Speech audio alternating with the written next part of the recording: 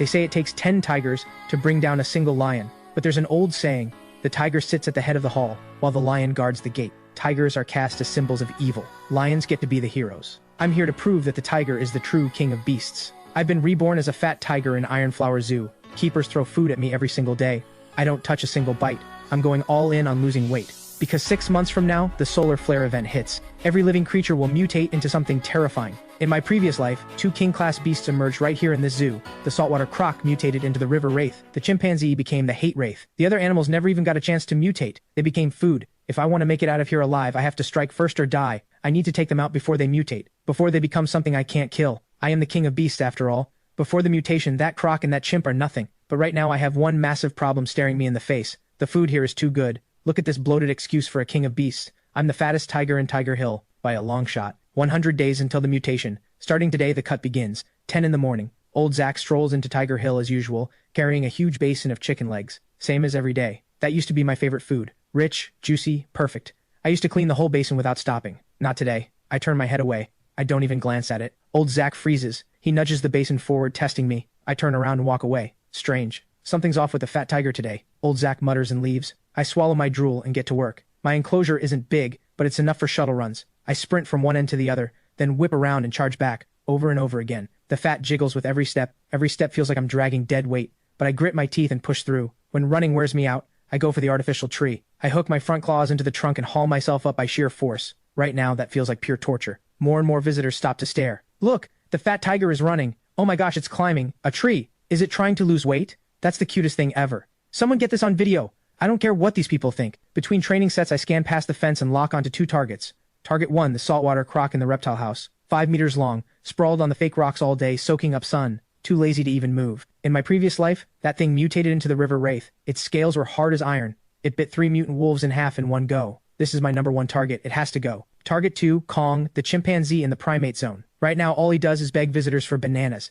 After the mutation, he becomes the hate wraith. Strength beyond reason. And terrifyingly smart. In my previous life, he wiped out the entire bird section. Both of these creatures have to die before they mutate. I count down in my head. 99 days until the collapse. By evening, I'm flat on the ground, gasping. But deep down, I feel solid. If I keep this up, I will get back to what I truly am. Just then, I notice the saltwater croc's eyes. It's watching me through the gap between our enclosures, locked onto me without blinking. There's something deeply wrong in that stare. Over the next 20 days, I push myself to the absolute limit. Every day, I'm up before dawn. Shuttle runs go from 10 sets to 50. Tree climbing goes from barely making it up to doing pull-ups on the trunk. The food old Zach brings, I eat only a third of it. Only the lean meat and organs. Those beautiful juicy chicken legs, ignored. Every time. Old Zach is a wreck with worry. He thinks I'm sick. He even calls in a vet for a full checkup. The results come back clean. Nothing wrong. The number on the scale is falling fast, from 320 pounds down to 300, then 280. Around my belly, the fat is gone. Muscle definition is coming back. After just a few weeks, I can feel the explosive power I thought I'd lost starting to return. Morning of day 21. I stand at the edge of the pool and look at my own reflection. The fat tiger is gone. In its place, a lean, powerful predator. I test a full-speed lunge, more than twice as fast as before. Good. It's time to move. I start tracking the patrol patterns. Guards make their rounds at 11 at night and again at 3 in the morning. Security cameras cover most of the zoo. But there's a blind spot. The old wire fence on the west side of Tiger Hill. Tree branches have blocked the camera angle for years. The cameras can't see it, and that fence has been rusting for years.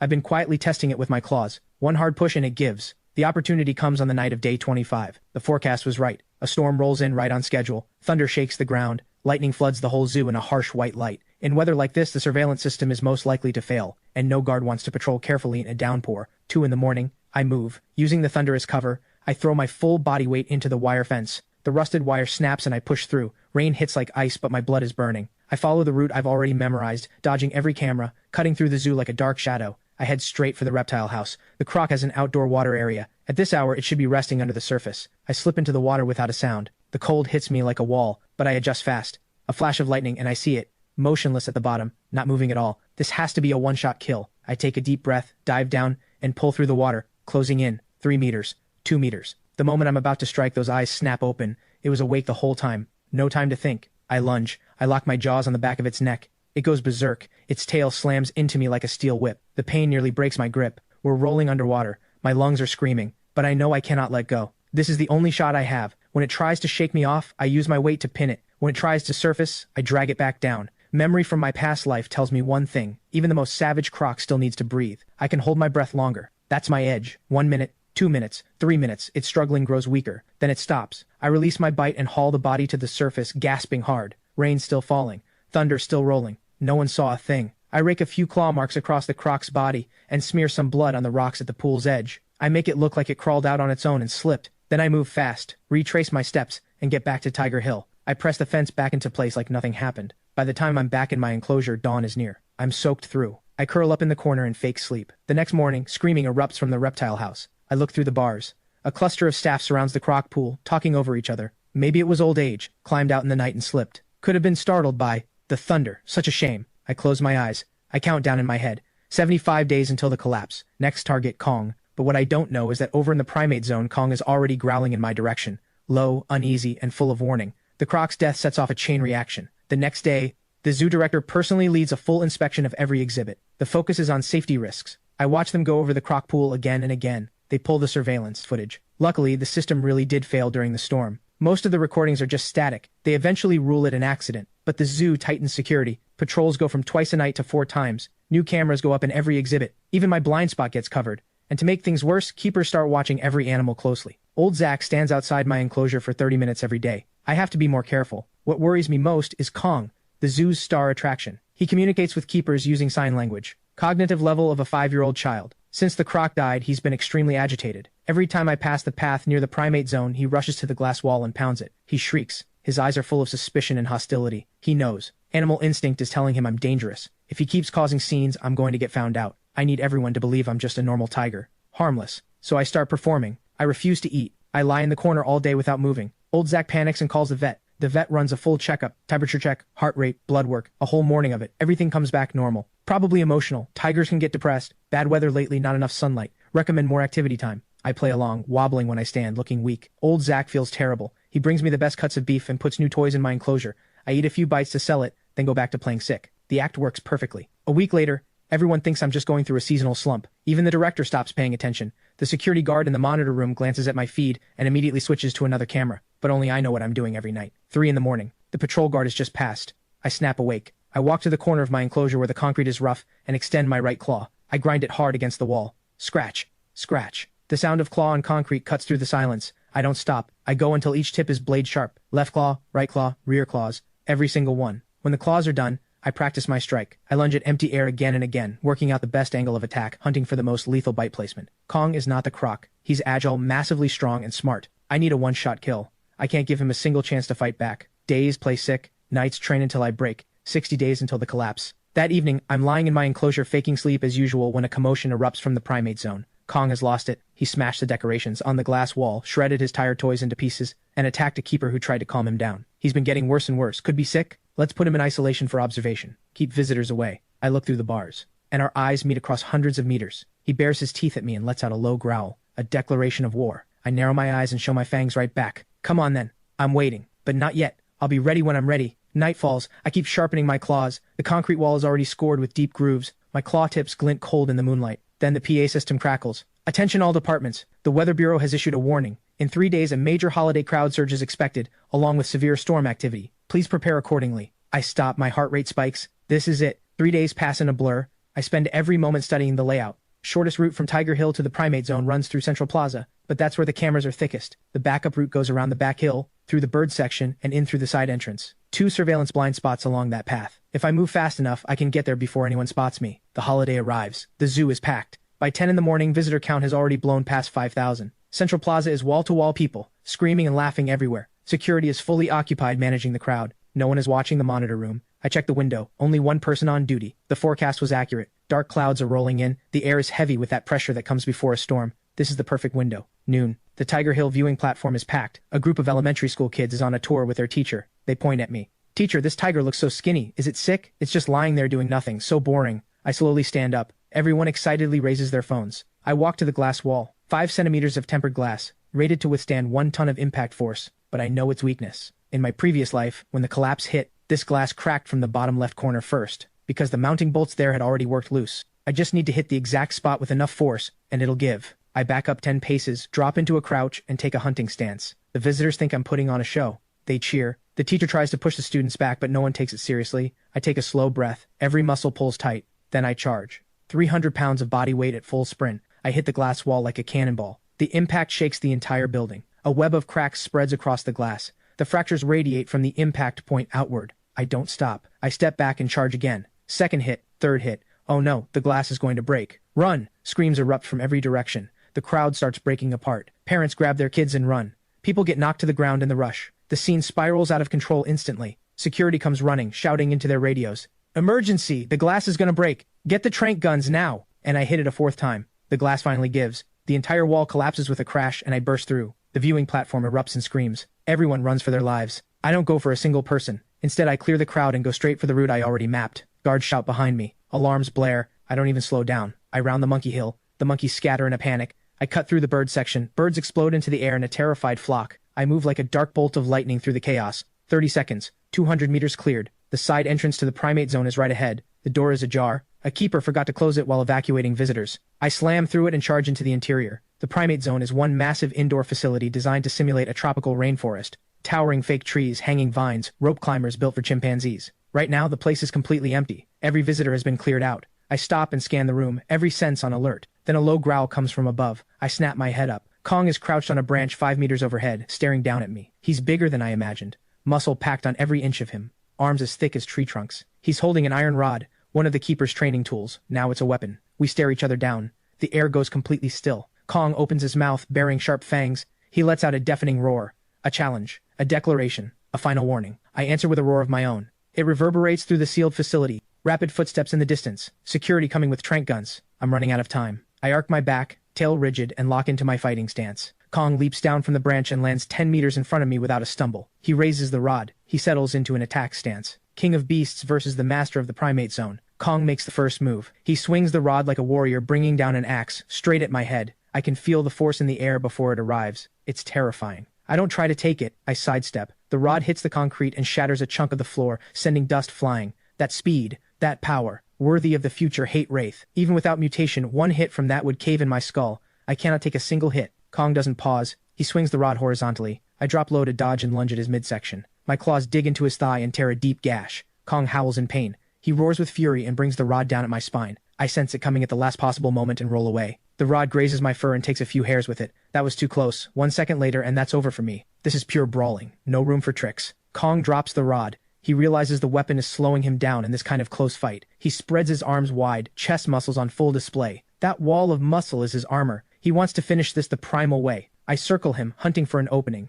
Kong circles too. He always keeps his front facing me. His eyes are sharp with intelligence. He's not a regular animal. He thinks, he reads, he predicts. I hold the standoff for over 10 seconds. Then I suddenly accelerate, faking a strike at his left side. Kong spins to defend, exactly what I needed. I break hard, change direction, and come at him from the right. This time I sink my teeth into his shoulder. Kong screams in agony and grabs my neck with both hands, trying to pry me off. His grip is unreal. I can barely breathe, but I don't let go. I bite harder. My fangs drive deeper into muscle. Kong thrashes wildly, trying to shake me loose. I lock all 4 limbs around his torso and hold on like a parasite locked on tight. He grabs my back leg and slams me into the ground. Once, twice, 3 times. My insides feel like they're being scrambled, but I still don't release. Because I know if I let go, I'm dead. Kong's strength is fading. Blood loss is slowing him down. I take the opening. I release his shoulder and snap straight for his throat. The King of Beasts' finishing move, the throat lock. My fangs punch through his windpipe. Kong's eyes go wide. His hands slap weakly at my body. He needs air, but his throat is already torn. Blood sprays from the wound and covers my face. His struggling gets weaker. Then he goes limp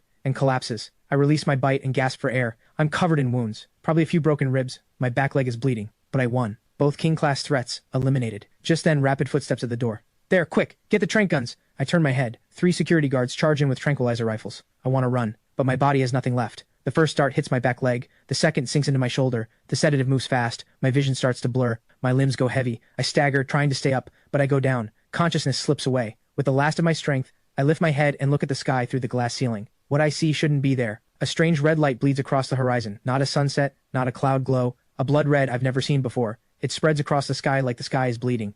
No, this is wrong. There are still more than 50 days until the collapse. The solar flare event shouldn't be hitting yet. Did I change history? Did I shift the timeline? The red light is getting stronger. The entire sky turns the color of blood. I try to fight it. I try to get up and get out, but the sedative has total control. My eyelids pull shut. The last thought before darkness takes me, it's all moved up. Everything is early. Searing pain drags me back from unconsciousness. I open my eyes. I'm in an unfamiliar place. This is not my enclosure at Tiger Hill. It's a specialized cage built entirely from metal. Walls 10 centimeters thick, high-voltage wiring across the ceiling. The containment block. the place they keep the dangerous ones. I try to stand. Every bone in my body protests. The fight with Kong cost me 3 broken ribs. The wound on my back leg is still seeping. My left eye is swollen nearly shut. But none of that is the worst part. The worst part is the sky outside, completely blood red, a deep, gut-twisting crimson, like the whole world is on fire. The air reeks of burning. Temperature is spiking fast. I can hear the chaos outside, alarms, screaming, and the panicked howls of animals. The solar flare event has hit, more than 50 days early. I drag myself to the window and look through the bars. The zoo is in total chaos. Visitors are fleeing with security guards leading the way, but many have already collapsed. Their bodies are changing, scales growing from skin, fingers twisting into claws. Mutation has begun. And just then, my own body goes wrong. A burning force rises from my gut, flowing through my veins like molten rock. I look down at my stomach. There's a bulge there, writhing under the skin. Then it hits me. When I tore through Kong's throat, I swallowed a piece of his flesh. That piece is burning inside me now. The pain arrives without warning. My bones begin to fracture and rebuild. Every bone cracks. I thrash across the floor in agony, claws grinding against the metal with a piercing screech. Fur starts falling out in massive clumps, revealing new skin growing underneath. Not the usual orange and black. Deep, pure black threaded with gold markings. Like armor has grown over my entire body. My frame is expanding. Muscle swells at a visible rate. My skeleton keeps stretching. My previous 300 pounds is climbing fast. 400, 500, 600. The metal cage starts groaning under the strain. My body is about to split it open. The worst is what's happening to my head. My skull is restructuring. 2 bony ridges push out from my forehead. My teeth grow sharper, each one as long as a blade. Blood tears flood my eyes and my vision shifts from blur to razor clarity, 10 times sharper than before. I can see energy particles drifting through the air. I can see the hairline cracks in the walls. I can even see the mutation happening to animals hundreds of meters away. I don't know how long it takes. The pain finally fades. I lie flat on the ground, heaving breath, drenched in sweat. But I can feel something in my body that was never there before. I stand up. My head nearly reaches the 3-meter ceiling. I look down at what used to be a lean frame, now a colossal beast of packed muscle. My fur catches the dim light and gleams like metal. I swing 1 claw, a casual swipe, and 5 deep gouges appear in the metal wall. This is so far beyond anything from my previous life. I understand now. Because I killed 2 king-class beasts early and consumed Kong's flesh, I am the first creature in this zoo to complete the awakening. While every other animal is still writhing through mutation, this is my edge. Then a blood-curdling scream from outside. I rush to the window. What I see makes my fur stand on end. In the zebra enclosure, the once gentle zebras are tearing each other apart. Their teeth have mutated into jagged saws. Their eyes flash with blood-hungry red light. One snaps through another's neck and devours it right there. In the peacock garden, the peacock's feathers have turned into steel blades. They slash their wings and cut through the fencing like paper. On the monkey hill, the monkeys have swollen into twisted monsters and are attacking visitors trying to escape. The entire zoo has become hell. I take a breath and slam into the metal door. Once. Twice. Third hit, the door gives. I burst out of the containment block and stand beneath the blood-red sky. More howls echo in the distance. The cries of mutated beasts. I'm not afraid. I am the strongest thing here. Just then, I hear a faint cry for help. Old Zach's voice. He's trapped in the office building. I hesitate for 1 second. Then I run toward him. Not out of kindness. In this collapse, I need a human who knows this place. I sprint for the office building. Each stride covers 7 or 8 meters. This awakened body is terrifyingly powerful. The ground trembles under my steps. Deep claw prints mark the path behind me. Bodies everywhere. Visitors, security guards, and some humans caught mid-mutation. Bodies twisted into horrible shapes. Some have sprouted tentacles. Some have faces split open, revealing fangs underneath. These half-mutations are the most wretched. Neither human nor beast, just writhing and wailing on the ground. I don't stop for them. I go straight for the office building. A mutant zebra blocks my path. Its body has doubled in size. The black and white stripes have turned blood red. Its mouth is packed with jagged fangs. It's gnawing on a corpse. It hears my footsteps and lifts its head. Mad red light pulses in its eyes. It lets out a shriek and charges at me. I don't dodge. I charge straight back. One paw slams down on its skull. The force caves it in completely. The mutant zebra drops before it can make a sound. Just then I notice something strange. The mutant zebra's forehead has split open. Inside, a thumb-sized crystal rolls out, dark red. It pulses with a faint glow. My body craves it instantly, a hunger rooted deep in my genes. I walk over and swallow the crystal whole. A surge of pure energy floods through me immediately. I can feel my wounds closing at speed. Broken ribs knit back together. The gash on my back leg seals over. And beyond that, my power is growing. Not by a huge amount, but it's real. This is a crystal core. I'd heard about them in my previous life. When a mutant beast dies, a crystal core forms in its brain, the concentrated result of all its purified energy. Consuming a crystal core accelerates your own purification and stabilizes your power level. I didn't expect to find one this fast. I pick up speed. Around the office building, more than a dozen mutant monkeys have gathered. They used to be the size of cats. Now each one stands as tall as a grown man, with arms as thick as tree trunks. They're slamming against the main door in a frenzy. Old Zach's voice comes from the second floor. Help! Someone help me! The mutant monkeys go even wilder at the sound. They start scaling the walls, trying to get in through the windows. I let out a roar that shakes the whole zoo. Every mutant monkey freezes. They turn. They see me. This enormous creature. An instinct makes them step back. But the mutation-driven madness quickly overrides the fear. They rush me all at once. This is a slaughter. I charge into the pack. Each swipe shreds one. Their attacks land on me and leave nothing but faint white scratches. They can't touch my defense. Under a minute, every mutant monkey is down in a pool of blood. I collect the crystal cores fast and swallow all 13 in one go. Energy converges inside me. My power level feels more solid. It's you. You're that tiger. I look up at him and nod. Old Zack stares in disbelief. A tiger that understands what I'm saying and nods. But he snaps out of it fast. This is not the time for shock. He runs downstairs and throws open the door. Thank you. You saved me. Old Zack's voice is shaking. What's happening out there? Why have all the animals turned into monsters? I have no way to answer him. I just nudge him with my nose and signal him to follow. I bring him to the underground vault, where food and medicine are stored. Thick walls, one entrance, easy to defend, hard to breach. I push old Zack inside and drag a heavy metal cabinet across the door. I scratch into the floor with my claw. Stay here, don't come out. Old Zack reads it and tears run down his face. You really do understand me, don't worry. I'll wait here until you come back. I turn and leave. There are too many mutant beasts left in this zoo. I need to clear them out and collect more crystal cores, but I've only gone a few steps when I stop dead. The air carries a rotting stench, the smell of decaying flesh, but it's too thick, unnaturally thick. I follow it toward the reptile house. The pool has turned black. Dead fish float across the surface. Something is moving at the center. I step closer, and my pupils snap tight. It's the saltwater croc's corpse, but it's coming back. Rotting flesh is knitting itself back together. Broken bones are fusing. Its eye sockets burn with green fire. It radiates death, corpse reanimation. The croc I killed, exposed to the radiation-saturated pool, has reanimated. It has become something far worse. It opens its eyes and locks onto me. It hauls itself out of the pool, each step sending up a splash of putrid water. This is no longer a body made of normal flesh. It's a walking corpse, stitched together by radiation energy. Rotting scales part to reveal bone beneath. Its organs are gone. All that's left in the chest cavity is a pulsing knot of green fire. That is its core, the source of its undeath. Its eyes hold nothing, no emotion, only hatred for the living. I step back and take my stance. This thing is worse than I expected. In my previous life, the river wraith was powerful, but it was still alive. It had weaknesses. It could feel pain. But what stands in front of me now has gone beyond the boundary of life and death. It suddenly surges forward. That massive frame moves at a speed that defies logic. I sidestep, its tail sweeps through, and turns the decorative rocks behind me into rubble. That power, at least 3 times stronger than when it was alive. I counter. One paw slams down on its skull, claws sinking deep. I can feel the bone. It doesn't even react. Its jaws snap from my throat. No pain response. That is the truly terrifying part. I barely get out of the way. Its fangs graze my fur. Then, screaming from further away. Survivors. More than a dozen of them, sheltering in the gift shop. The river wraith hears them. It abandons its attack on me and turns toward them. Damn. I chase after it. Its speed is terrifying. It smashes through the glass door of the shop and tears into the crowd. Screams from everywhere. A security guard raises a stun baton to fight back, but a single tail strike sends him flying. He hits the wall and dies instantly. I lunge onto it, locking my jaws on its back leg, trying to drag it back out. It doesn't even notice. It keeps killing. A woman clutches her child behind the counter. The river wraith swipes the counter aside and opens its jaws. I release its leg and bite its tail instead, and finally drag it back out. But it spins and rolls, taking me with it across the floor, smashing through 3 trash cans before I stop. The survivors in the shop use the opening and run, but 5 people are already dead. I get back up. I'm torn up. It stands back up too. More than a dozen deep wounds cut to the bone across its body. Not a drop of blood, just rotting black flesh and writhing maggots in the gashes. No bleeding, no pain, no fatigue. 100 times harder to fight than the river wraith from my previous life. It charges at me again. This time it's smarter. It doesn't go for the bite. Instead it uses its tail, like a steel whip, every crack splitting the air. I dodge left, dodge right, but it catches me twice. My ribs scream. I can't keep taking this. I have to find its weakness. I watch carefully. Every time it attacks, the green fire in its chest burns brighter. That fire is its energy core. If I destroy that fire, it dies for good.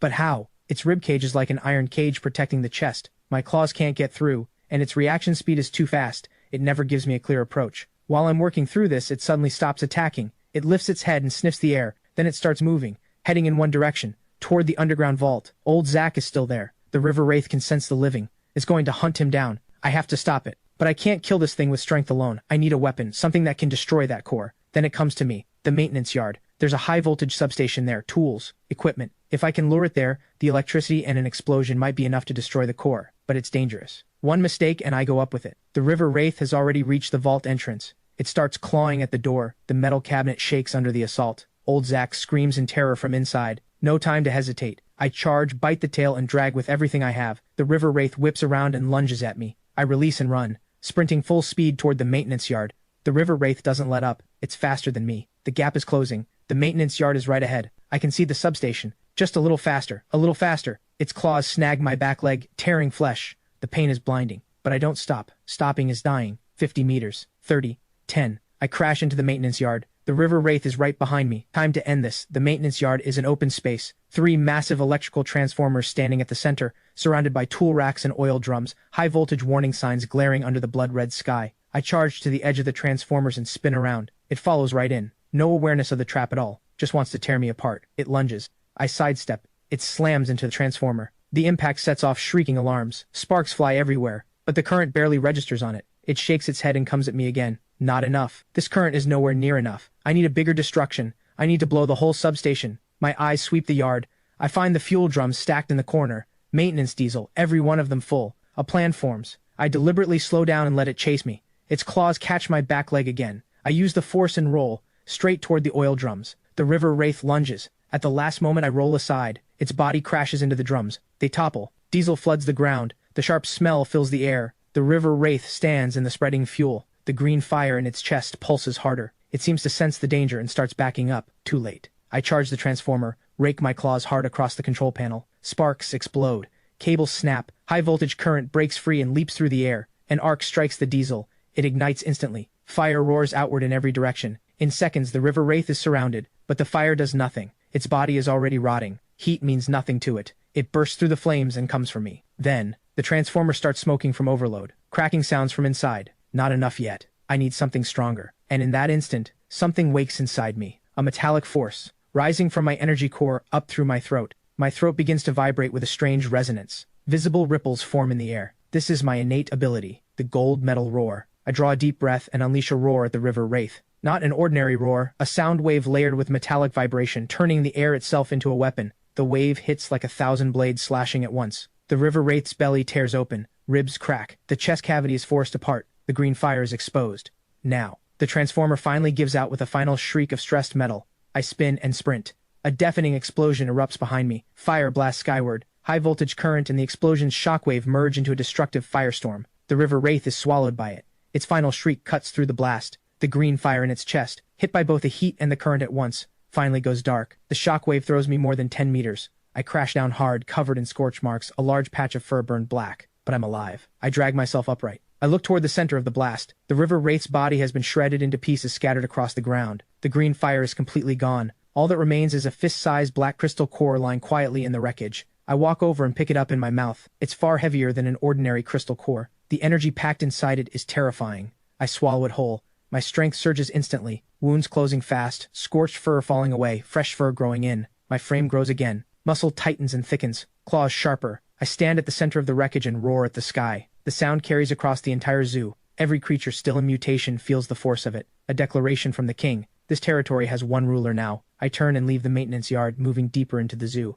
More mutant beasts to clear, more crystal cores to collect. But I've only gone a few steps when I stop. A massive shadow appears in the sky above the distance. Not a cloud. Not a bird. A creature of unimaginable size, moving through the clouds, wingspan at least 100 meters across. What is that? I never saw anything like it in my previous life. Did changing history change what's happening out there too? The massive shadow disappears back into the clouds, but its appearance tells me something. The world outside has changed completely. I look away. Back to clearing the zoo. Over the next few hours, I sweep the entire park. Mutant vultures in the bird section, mutant bison in the grazing zone, mutant sharks in the aquarium. All of them fall. Every time a mutant beast goes down, I collect its crystal core. When I swallow the 50th, my body transforms again. A surge of overwhelming energy detonates inside me. My bones thunder and crack. My fur becomes more radiant. Every strand as hard as cast iron. The bone crown on my forehead extends into more intricate patterns, like the crown of an ancient emperor. My size settles at 800 pounds. Shoulder height, 2.5 meters. Body length over 4 meters. Standing there like a moving fortress. The gold metal beast king. This is what I am now. I head for the central plaza, ready to make the final sweep. But halfway there I find a new threat. The plants are mutating too. The ancient banyan tree at the center of the plaza has swelled to 3 times its size. Its branches whip through the air like tentacles. The grass has turned blood red, every blade sharp as a knife. The roses in the flower bed have grown fang-like petals and are consuming a mutant rat that wandered too close. The entire zoo has become a zone of death. I move carefully through the mutant plant section and reach the underground vault. Old Zack is still inside. He hears my footsteps and cracks open the door. "It's you!" His eyes carry something complicated when he sees me. "You've gotten stronger." I nod. I scratch words into the ground. "I'm leaving." Old Zack is quiet for a moment. Then, "I understand. This place isn't safe anymore. You need to go somewhere bigger." He pulls a set of keys from his pocket. "These are for the director's office. Inside there's a map of the whole city and the locations of supply caches. If you need it, go take a look. I take the keys in my mouth. I give him one last look. Thank you, old Zack says. If the day comes when humans rebuild, I'll tell them. A tiger once protected us. I turn and walk away. I don't look back. I go to the director's office, unlock the door, and find the map of the entire city of Ironflower marked out in detail. Military bases, hospitals, food storage sites. I commit all of it to memory, then step outside and climb to the highest point in the zoo. I look around. The lively park I was reborn into is nothing but ruins now. The animals that used to be gentle are either dead or monsters. My first battlefield since being reborn, completely conquered. But this is only the beginning. Beyond the zoo walls I can feel it. Something stronger is moving, far more terrifying than anything I've faced here. The real hunting ground is out there. I draw a long breath and channel the energy inside me. The gold metal roar rises again, louder than every time before. The sound wave becomes solid, shattering glass around me, flipping chunks of debris off the ground. This is my declaration. This is my goodbye. The roar carries out of the zoo and into the whole city. I take a short run up, then leap. 800 pounds cuts a clean arc through the air. I clear the 5-meter wall without effort and land clean on the road outside. My claws gouge deep marks into the asphalt. I look back at the zoo one last time. A few survivors are still sheltering inside, trembling. They see me. Their eyes are full of awe and fear. I don't stop for them. I turn and walk into the city. Abandoned cars line every street. Mutant vines crawl up the walls of buildings. Howls echo from the distance. Some human, some not. The sky is still blood red. The sun is nowhere. Only that strange red light covers everything. I walk the empty streets, each step radiating power. Then, from a building ahead, a deafening roar. Authority in that sound. A challenge. A claim over territory. Something is waiting for me. I stop. A cold smile forms at the corner of my mouth. Come on then. Show me if there's anything left in this ruined city that can stop me. My journey has only just begun. I stand outside the wall. A provocative roar echoes from the distant towers. A massive shadow, easily 100 meters wide, sweeps across the sky. The world outside is far more dangerous than I remember. It was the morning I left Ironflower Zoo. The iron cage had already rusted through. The bones of every animal in that zoo had long since turned to dust. 3 months since the apocalypse began. This city has become a dead zone. I took one last look at the territory I once called home, then moved onto the fractured overpass and into the city. The streets are choked with abandoned vehicles, windshields shattered, mutant vines coil around every chassis. The air reeks of rot. Withered human corpses lie scattered along the road. My body has grown to 3 meters long. My fur gleams with a metallic sheen under the sun. Then suddenly a deep rumbling growl rolls in from ahead. I stop. My ears rise. It is canine, but far deeper than any normal dog carrying a raw primal threat. Seconds later, over a dozen mutant stray dogs burst through a gaping hole in an abandoned mall. They encircle me. Each one is 3 times the size they were before the apocalypse. Their eyes burn with a blood-red glow. At the front stands a Tibetan Mastiff, built like a bull, its entire body covered in spiked growths. It fixes its gaze on me. Greed flickers in its eyes. To it, I am nothing but a feast. The pack begins to close in. I do not retreat. Instead, I let out a low, steady growl. The gold metal energy stirs inside me, the power I awakened after consuming dozens of crystal cores. The Tibetan Mastiff charges first, barreling toward me like a runaway truck. I sidestep and my claws tear 3 deep gashes across its flank. The rest of the pack lunges, trying to overwhelm me with sheer numbers. I draw a deep breath. The gold metal energy detonates inside me. This is my awakened ability. The gold metal roar unleashes a shockwave that feels almost physical as it rips outward. The very air trembles. The nearest mutant dogs drop instantly, bleeding from every orifice, their organs shredded by the impact. The Tibetan Mastiff is hurled several meters back and slams into a sedan, caving in the roof. The rest of the pack scrambles in terror, but I give them no chance to run. I tear into the pack like a bolt of black gold lightning. Wherever my claws sweep, flesh and blood fly. In under 3 minutes, the fight is over. I stand in the middle of a pile of carcasses. I begin consuming the crystal cores. These low-grade cores barely move the needle anymore, but every bit counts. Just then, a scream cuts through the silence from the roof of a nearby bus. I look up. A middle-aged man and a girl of about 10,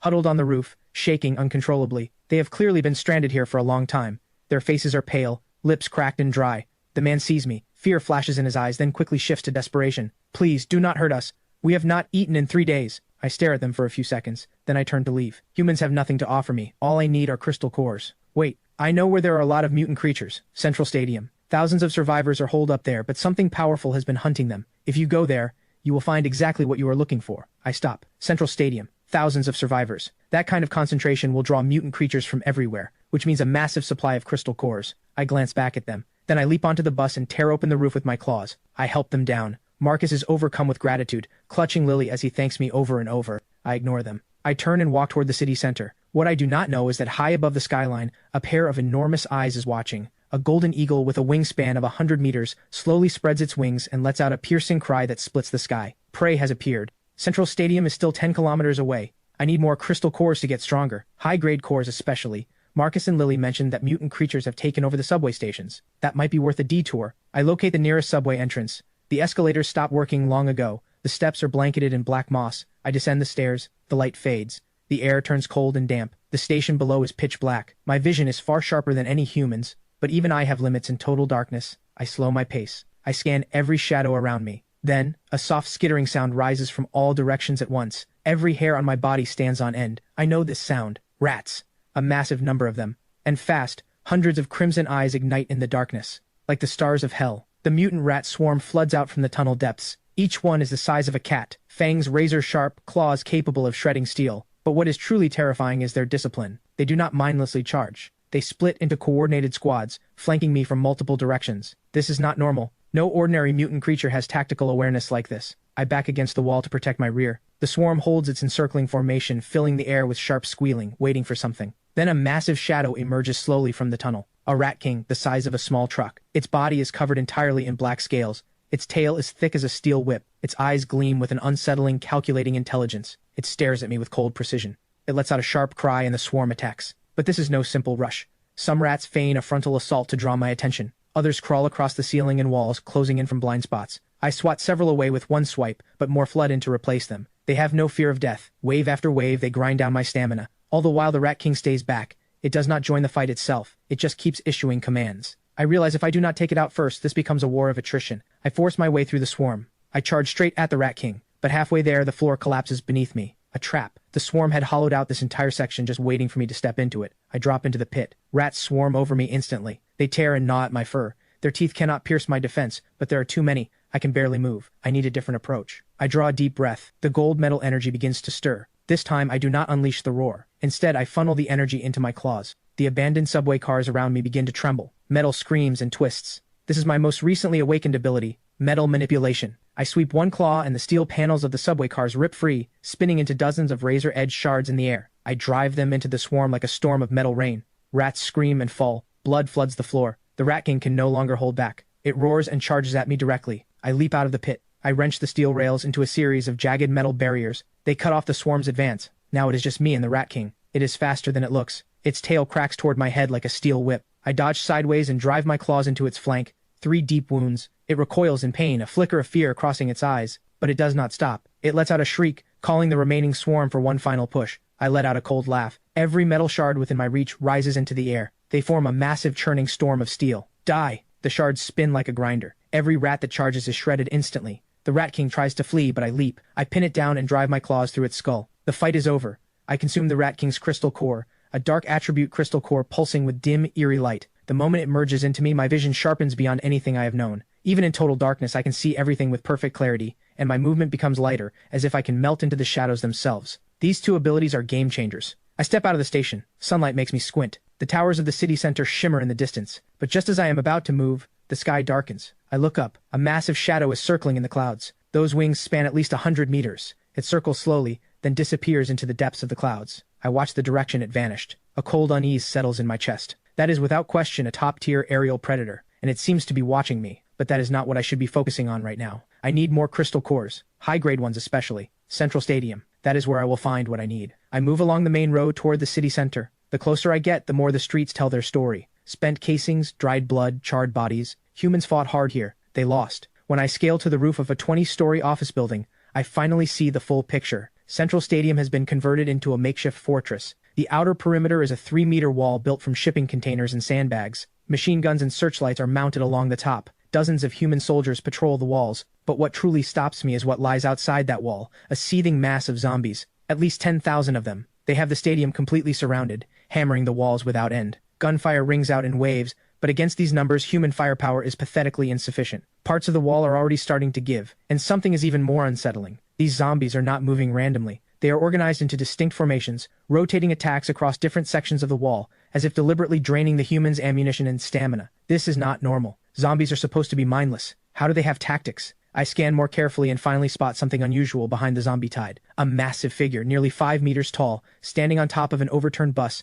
Its body is grotesquely swollen, muscles bulging like boulders beneath the skin a sickly ashen gray, and most terrifying of all, it is actively directing the assault with sweeping gestures. Marcus and Lily mention this kind of mutant zombie, the apex of the zombie hierarchy, a tyrant, terrifying strength, and enough intelligence to command ordinary zombies in battle. More importantly, the crystal core inside a tyrant is exceptionally high grade. Exactly what I need most right now. I fix my gaze on it. Hunger flashes in my eyes. But the problem is clear. How do I kill it inside a sea of 10,000 zombies? Charging straight in would be suicide. No matter how strong my defense is, they would wear me down. I need a plan. Just then, a section of the stadium wall is smashed open. Hundreds of zombies pour through the breach. Soldiers fire desperately, but it is not enough. Screams erupt across the wall. Blood drenches the ground. The tyrant lets out a low, commanding roar, urging the zombie tide to press harder. It wants to finish the space today. I weigh the situation for a few seconds. Then I decide. Not to save the humans, for that crystal core. If the base falls, the tyrant will likely move on. Finding it again after that will be nearly impossible. Besides, the chaos of battle is exactly the cover I need. I can use the chaos to get close. One strike, one kill. I drop from the rooftop and land in the street, kicking up a cloud of dust. A few wandering zombies hear the impact and lunge at me. I swipe almost casually, their heads fly. I do not charge straight at the tyrant. Instead, I circle around to the flank of the zombie tide. The density is thinner here, and every zombie's attention is locked on the stadium. None of them notice me closing in. I lower my profile. Using my newly awakened stealth, I glide like a ghost through the wreckage of abandoned cars and collapsed buildings. The rare zombie that notices me is put down instantly, no sound, no trace. I am getting closer. 50 meters, 30, 20. I am about to make my final sprint when the tyrant turns its head. Those pale gray eyes lock directly onto me. It found me. The tyrant fixes its gaze on me and releases a deafening roar. Hundreds of nearby zombies wheel around immediately, surging toward me like a tide. I do not hesitate. I charge. My black gold frame rips through the zombie horde like a bolt of lightning. Ordinary zombies cannot slow me down for even a moment. Wherever my claws pass, limbs and arms fly in every direction. Blood sprays like a fountain. The gold metal energy surges through me, hardening my claws and fangs to steel. Any zombie that tries to block me is torn apart on the spot. But the tyrant has no intention of waiting. It roars again, this time the sound carrying a strange resonance, a particular frequency. Within seconds, 3 exceptionally massive mutant zombies burst out from the horde. They plant themselves between me and the tyrant.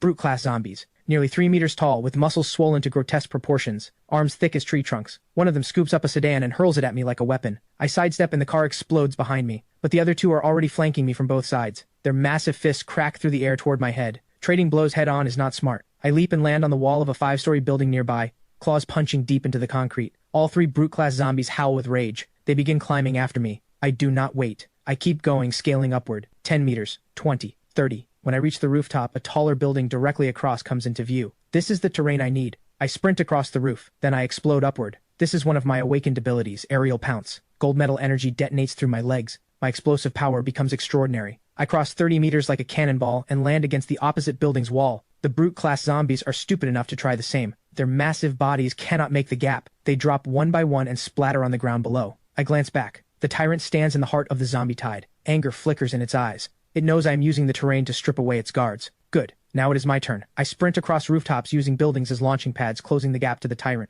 When I am close enough, I dive from 20 meters up, both claws aimed at the tyrant's skull. Its reflexes are razor sharp. It swings a steel pillar at me with full force. Steel meets claw, blinding sparks explode on impact. The shockwave blasts me backward through the air, but I have left 3 deep claw marks in that steel pillar. I flip in midair and land clean. The tyrant throws down the warped pillar, roars, and drives its fist straight at me. This time I do not dodge. I meet it head-on. Fist against claw. The shockwave radiates outward. Zombies surrounding us are blasted off their feet. The tyrant's power is genuinely staggering. My front paws go numb from the impact, but my defense holds. Cracks split across its own knuckles. We break into the most primal brawl imaginable. The tyrant uses its size, every punch a blur, each one powerful enough to crater the concrete. I rely on speed and agility, slipping into every gap in its attacks to slash and bite. My claws carve bloody lines across its body. The fight goes on for 5 minutes. The tyrant's movements begin to slow. Its wounds are mounting. I have taken some hits too, but my gold metal energy defense holds off anything fatal. The outcome is decided. The tyrant seems to sense it. It lets out a desperate roar, trying to call more zombies to its aid. But I am not giving it that chance. I burst forward, slip past its fist, and land on its shoulders. The tyrant thrashes wildly, trying to throw me off, but my claws are already buried deep into its flesh. I am locked on. I open my jaws wide and bite into its throat. The tyrant lets out one final roar of defiance, and it quickly dissolves into a wet gurgling sound. Blood erupts like a fountain. My claws tear through its chest and pull out a crystal core radiating psionic waves. The tyrant's enormous body crashes to the ground, sending up a cloud of dust. The zombies around it lose their commander. Chaos sets in. Some keep pushing toward the stadium. Others wander aimlessly. I ignore them. I take the crystal core in my jaws and leap to the top of the mound of corpses. This is a psionic crystal core, stronger than anything I have consumed before. When it merges into me, searing energy rushes through every part of my body. My bones crack and groan. My frame surges upward. 3 meters, 4, 5. I grow larger by the second. My black gold fur thickens. My claws extend to half a meter. They gleam with a cold edge. My psionic power surges as well. I can faintly sense the emotional states of creatures around me. Just then, a sharp tearing sound cuts through the air. I throw myself sideways. A rocket grazes past my body and detonates behind me. I turn toward the stadium wall. A uniformed commander is watching me through binoculars. His eyes hold fear and the intent to kill. 3 more rockets launch from the wall, aimed directly at me. The humans want me dead. 3 rockets streak toward me, trailing fire. I have just finished consuming the tyrant's crystal core. The energy inside me is still churning. My body is at its absolute peak. I do not move. I breathe in deep. Gold metal energy gathers in my chest and detonates. The gold metal roar erupts outward as a shockwave you could almost touch. The air itself ripples visibly from the force. All 3 rockets are knocked off course by the shockwave. They explode mid-air. The blast lights up the entire block. When the smoke clears, I am standing on the mound of corpses, unharmed, staring coldly toward the stadium. Soldiers on the wall stumble backward in terror. Some collapse to the ground. Commander Holt's face goes white, but he still raises his hand, as if about to give the order to fire again. I let out a low, deliberate growl. A warning. His hand freezes in mid-air. It slowly lowers. He knows that if I wanted to retaliate, this base would not last 10 minutes. I turn away. I do not look back. Pathetic. I just killed the tyrant. I ended the zombie tide's command structure. I practically saved their lives, and their first response is fear, then an attempt to put me down while I am still recovering. This is what humans are. They fear anything they cannot control, even when that force just helped them. I think back to the days before the apocalypse, locked in an iron cage at the zoo. Humans kept me behind iron bars. They broke me with whips, made me perform for visitors. They said it was for my protection, for education, for wildlife awareness. But the truth was simpler. They wanted something safe to look at, a wild thing with its wildness cut out. Without the tyrant's command, the zombie horde descends into chaos. No more coordinated assaults, just aimless wandering. The stadium's defenders seize the moment and concentrate fire to clear the zombies near the wall. Gunfire rings out in bursts. The horde begins to collapse. I watch it all unfold. Nothing stirs in me. Human lives are not my concern. I need crystal cores. I need to grow stronger. In this apocalypse, the only thing you can rely on is your own power. I take my first step toward the edge of the city. Behind me, the humans cheer. They are celebrating the zombie tide breaking, celebrating the base holding. But not one of them will remember who killed the tyrant. Or maybe they will, and they will only see me as the next threat. That is fine. I do not need their gratitude. I do not need their approval. From this day forward, I walk alone. I belong to no side. I answer to nothing. I fight for myself alone. I exist only to grow stronger. After leaving the city center, I follow the highway toward the city's outskirts. Buildings thin out. Green space takes over, parks and medians that no longer look anything like they did before the apocalypse. Mutant plants have taken over completely, swallowing the roads whole. Vines thick as pythons coil around streetlights and building facades. Trees stretch 20 meters high, their canopies blotting out the sky. The air carries a strange, cloying sweet smell that triggers something primal, a deep unease. I stop and scan the area. Just ahead there is a patch of vegetation that is particularly dense. It is wrapped in a soft pink mist that refracts the sunlight into something strange and beautiful,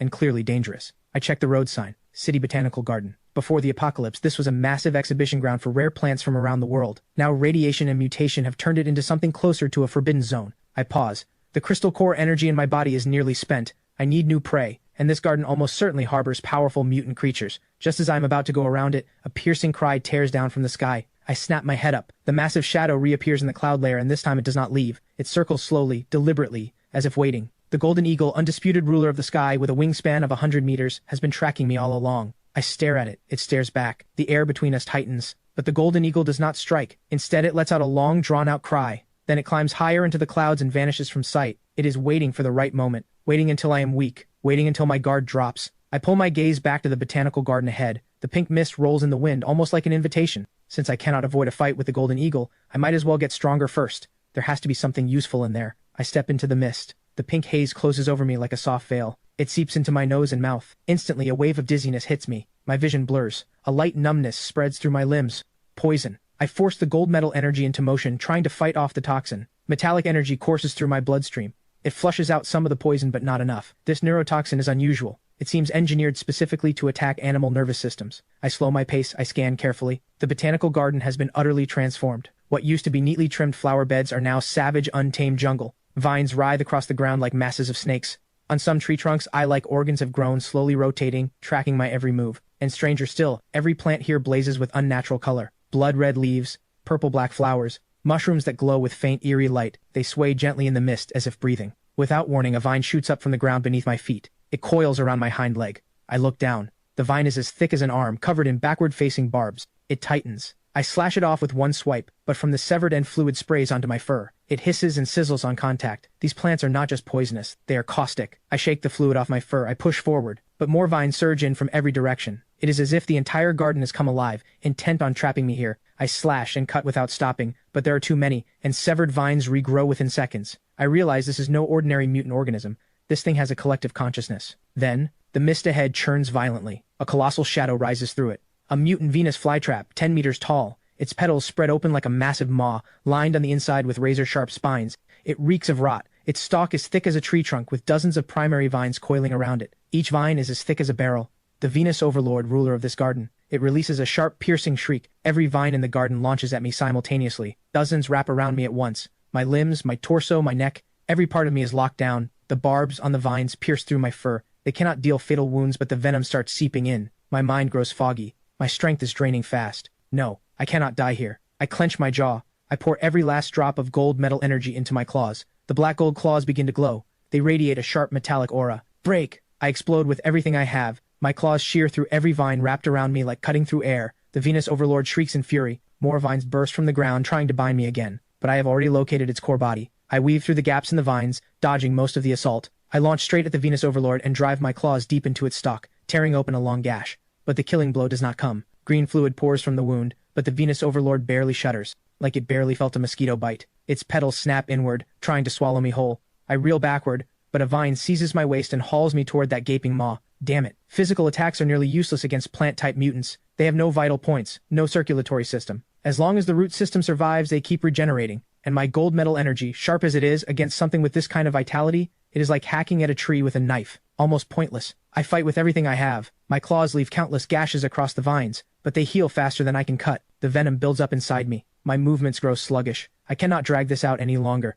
I breathe deep. I hold nothing back. The gold metal energy erupts inside me like a volcano, bursting outward from every pore. My body is coated in a metallic sheen. My claws extend to a full meter, radiating a blinding razor-cold light. The gold metal roar fuses with the golden metallic energy, forming a visible shockwave that rips outward. Every vine wrapped around me explodes into fragments. Half the Venus overlord's petals are shredded. I break free in the opening. I leap backward dozens of meters. I am out of the Venus overlord's reach. It lets out a wretched shriek, but it cannot chase me. It can only watch as I escape. The surrounding vines lunge after me, but I have already broken their range. I run. I do not stop until I have cleared the botanical garden entirely. The pink mist slowly fades. I collapse in an open clearing, gasping. The venom still wreaks havoc inside me, but the gold metal energy slowly purges it. This fight made one thing brutally clear. Pure physical attacks have a massive blind spot. Against plant-type enemies with extreme vitality and regeneration, I need something more effective. Plants fear one thing above all else. Fire. If I can get a fire attribute crystal core and awaken flame abilities, that fight would have been over in seconds. I look up toward the industrial district in the distance. There is a large oil refinery over there. It has been burning since the apocalypse hit. The flames have never gone out. If there are fire attribute, mutant creatures anywhere, they will be there. I force myself to stand. I head toward the refinery. What I do not notice is the massive shadow reappearing high above in the clouds. The golden eagle has been waiting for my weakest moment. And now that moment has come. The refinery is about 5 kilometers from the botanical garden. I drag my battered body there in just over 2 hours. The venom has been mostly purged by the gold metal energy, but the weakness lingers. From a distance, the glow of the refinery is already visible. Massive storage tanks burn with undying fire. Black smoke pillars straight into the sky. The air reeks of petroleum and scorching heat. The closer I get, the higher the temperature climbs. The ground is searing. The heat haze makes every breath a struggle. But I have no choice. A fire attribute crystal core is too important to pass up. The refinery gates had long since melted away. I walk straight in. The interior looks like hell itself, flames everywhere. Steel structures warped and twisted by the heat. Glowing liquid runs across the ground. As I cross through the ruins, a surge of danger hits me. I throw myself sideways. A jet of lava erupts from where I was just standing and burns a deep crater into the ground. I look up. A massive creature is clinging to the base of a storage tank, watching me with cold, predatory stillness. A magma lizard.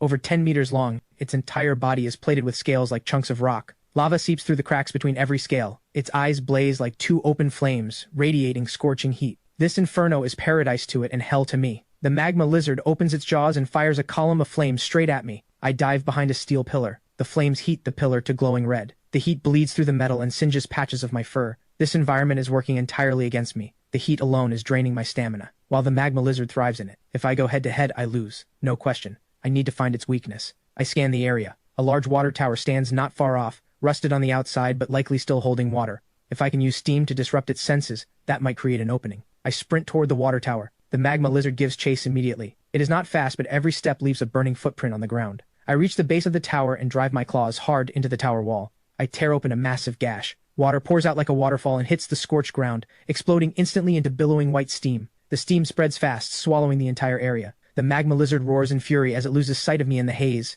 It blasts fire in all directions, trying to burn away the steam, but there is too much of it. The visibility only drops further. This is my opening. I activate my stealth and move soundlessly through the steam. The magma lizard is powerful, but it relies on sight and heat sensing to track prey. The steam disrupts both. I circle to its flank, then leap, claws driving straight for its eye, but the magma lizard reacts with shocking speed. It twists its head just enough to dodge the killing blow, but my claws still carve 3 deep wounds across its eyelid. It shrieks in pain. Its tail swings like a steel whip. I am in the air with nowhere to dodge. It connects dead on. My entire body is launched over 10 meters. I slam into a wall, searing pain from my ribs. I cough up blood.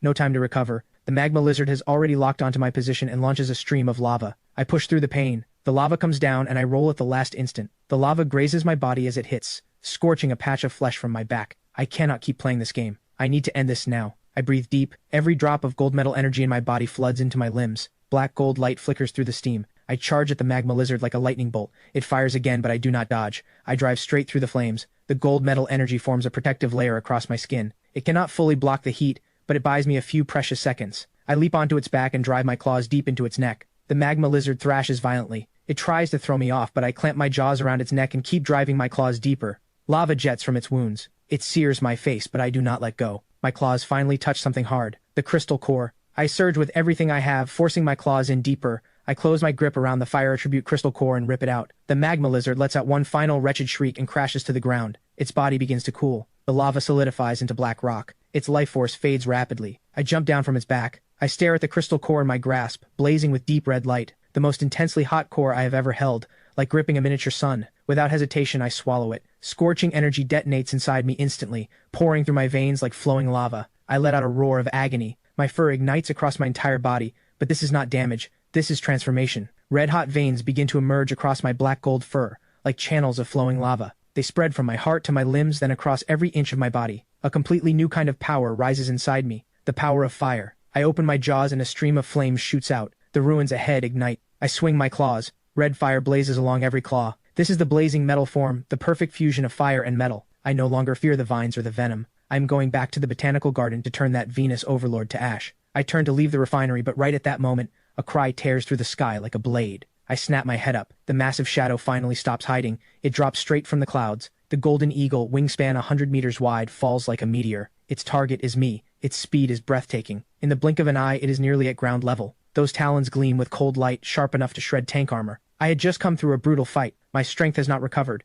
And now the ruler of the sky is here to land a killing blow while I am still weak. No time to move. The golden eagle's talons fill my vision as they close in. I throw myself sideways on instinct, but I am a half second too slow. Its claws tear open my back. 3 wounds deep enough to show bone, running from shoulder to hip. The agony tears a cry from my throat. Blood surges out like a fountain. It rains across the ruins of the refinery. One strike, clean hit. The golden eagle beats its wings and pulls up immediately. It does not press the attack. It just circles at 100 meters up, those golden eyes looking down at me with cold indifference, like a cat toying with a mouse. I force myself upright through gritted teeth. My back screams with pain, consuming the magma lizard's crystal core already drained enormous energy, and now this ambush has pushed me to the absolute bottom. But I cannot fall. In this apocalypse, falling means dying. The golden eagle dives again. Faster this time, a streak of golden lightning. I try to shield myself with the gold metal energy, but it shifts direction mid-air with effortless precision and bypasses my counter completely. Its talons come for me again. This time I am ready. I throw my own claws up to meet it. The collision shrieks with a metallic scrape. But the golden eagle's power exceeds anything I expected. The impact drives me straight into the ground, carving out a crater. Before I can get up, it is already diving a third time. This time it does not use its talons. It opens its enormous beak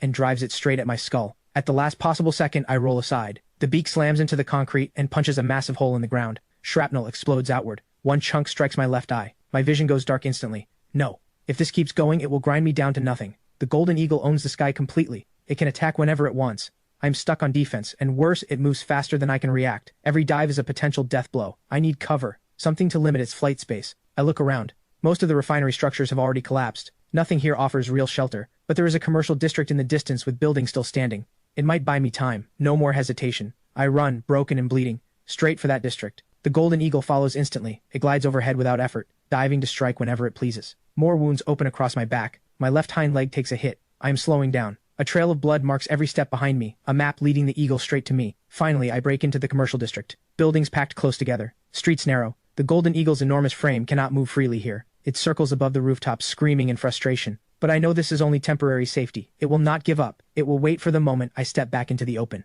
I need something stronger. A fortress the eagle cannot break through. I scan the street and quickly spot a landmark building, Central City Bank. Before the apocalypse, this was the most fortified structure in the city, with blast-proof doors and a reinforced vault. I burst through the lobby. Everything is trashed. Counters smashed, bills and gold coins scattered across the floor. Worthless now. I find the stairs leading down to the vault and charge down. The vault door is half a meter of solid alloy steel. Even a missile would struggle to crack it. I use every last drop of strength to push it open. I crawl inside. The moment I pull the door shut, a massive impact hits from above. The Golden Eagle has hit the bank. The entire building shakes, but the vault holds. It cannot get through. I collapse onto the vault floor, gasping. The wounds inside are still bleeding. My left eye is completely blind. I have never been this broken, never this close to death. The vault is stacked with gold and valuables. Before the apocalypse, these meant power and wealth. Now they are just metal. But to me, gold has a very different meaning. My body was forged from metal, and gold is the purest metal of all. I open my jaws and bite into a gold bar. I eat. The gold melts inside me, converting into pure metallic energy that flows directly into my wounds. The gashes on my back begin to close. Fractured bones knit back together. Even my damaged left eye slowly begins to heal.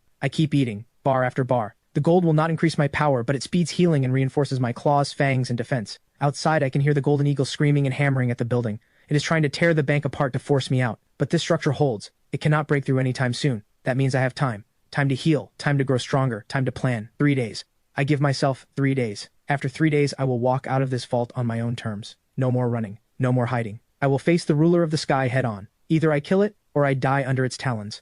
I close my eyes. The gold metal energy grows steadily as the gold feeds it. My claws sharpen. My teeth harden. The fur over my muscles grows tighter and denser. Golden Eagle, wait for me. In 3 days you will learn that the king of the land can conquer the sky too. The impacts outside keep coming. I no longer care. There is only one thought in my mind. Revenge. The vault falls silent. Only the sound of me grinding through gold echoes in the dark. 3 days pass. I have consumed 1/3 of the vault's entire gold reserves. That pure metallic energy has been circulating through me, not just healing every wound, but pushing my body to a level it has never reached before. The gashes across my back have fully closed. The new fur that grows in its place is tougher than anything I had before. My left eye has recovered, sharper now than it ever was, but the greatest change is in my claws and fangs. Fed by gold, they have become weapons of an entirely different order, razor-edged and unyielding. They radiate a blinding metallic gleam. The impacts from outside went silent 2 days ago. The Golden Eagle has not left. I can sense it still circling directly above the bank, patient, waiting for me to surface. It thinks I will stay hidden forever, or that I am too broken to fight. It is wrong.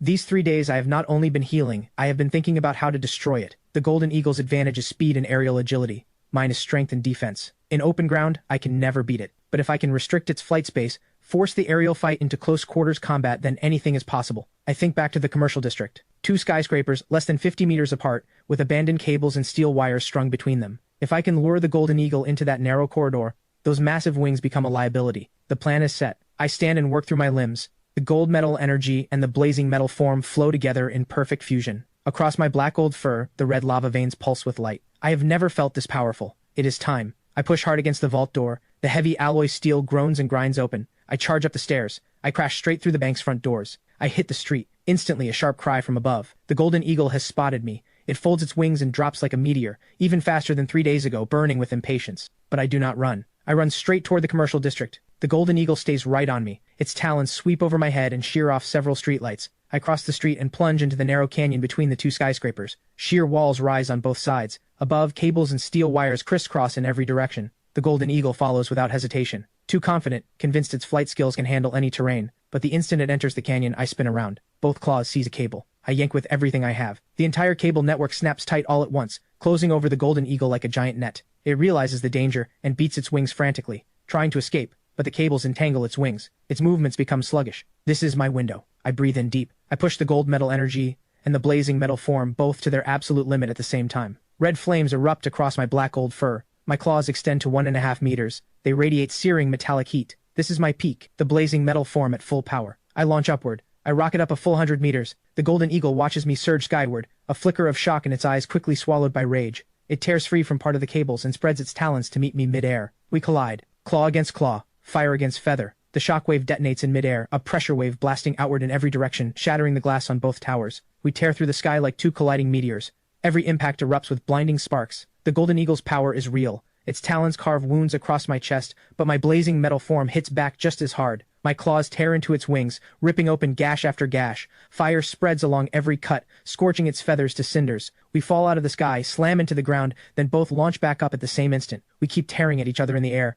The golden eagle screams with fury. It finally understands I am not the broken prey it chased 3 days ago. It gets serious. Its speed surges again, leaving ghosting after images through the air. I barely keep pace, but every collision sends pain ripping through my limbs. This is not working. If this keeps going, I still lose. The golden eagle has lifetimes of aerial experience. My raw power matches it, but the skill gap is real. I need to change the game. I fake exhaustion. My movements in the air grow visibly slow. The golden eagle seizes the opening instantly, diving. Talons aim straight at my throat. Now, I explode into action. No dodging. I open my jaws wide and bite straight down onto its outstretched talons. My teeth lock around its right claw. The gold metal energy and the blazing metal form detonate together. I crush its claw to pieces. The golden eagle lets out a wretched scream, thrashing to break free. I do not give it the chance. My forelegs wrap around its body. My claws drive deep into its flesh. Together we fall from the sky. We crash into the ground and send up a massive cloud of dust. The golden eagle goes into a frenzy. It tears at me with its remaining claw and its beak without stopping. Wounds open across my body everywhere, but I do not let go. I clamp my jaws on the base of its wing and pull with everything I have. Crack! The golden eagle's right wing is torn completely from its body. Blood pours down like a waterfall. It lets out a cry of pure despair, filled with fury and terror in equal measure. The ruler of the sky has lost a wing. It beats at me wildly with its remaining left wing. It drives its beak at my head. Its last remaining claw tears at my body. But it is all futile. A golden eagle that can no longer fly is just an oversized bird. On the ground, it is no match for me. I release the wing and press one claw down onto its head, pinning it flat against the ground. It still struggles, but weaker by the second. I can feel its life force hemorrhaging away. You lose, I say quietly. Then I open my jaws and close them around its throat. The golden eagle goes still. Those golden eyes that once looked down on everything slowly dim. I release my grip. I rise from its body. The area around me is devastation. Half a city block has been leveled by the fight. Buildings collapsed. Ground split apart. Blood and wreckage everywhere. I look down at the golden eagle's body, press one claw into its chest, and pull out the crystal core. A king-grade crystal core, larger than any core I have ever seen, radiating a brilliant golden light. I can feel the colossal energy packed inside, the power of flight, the key to claiming the sky. Without hesitation, I swallow it whole. The moment the core enters my body, an energy unlike anything before erupts through me. I let out a roar of agony. Every bone in my body is reshaping. My back screams with searing pain. Something is trying to break out through my flesh. I feel my shoulder blades extending, muscles tearing apart and rebuilding, new bone forming. Then suddenly the skin on my back splits open. Two massive protrusions tear through the wounds. Wings, black gold wings, every single feather forged like cast metal, their edges traced with red fire veins. They keep growing, 5 meters, 10, 15, and finally unfurl to a staggering 20 meters. I test them with a single beat. A gale tears through the area instantly. The surrounding wreckage scatters like paper. Something entirely new pulses inside me. The instinct for flight, a hunger for the sky. I breathe in deep.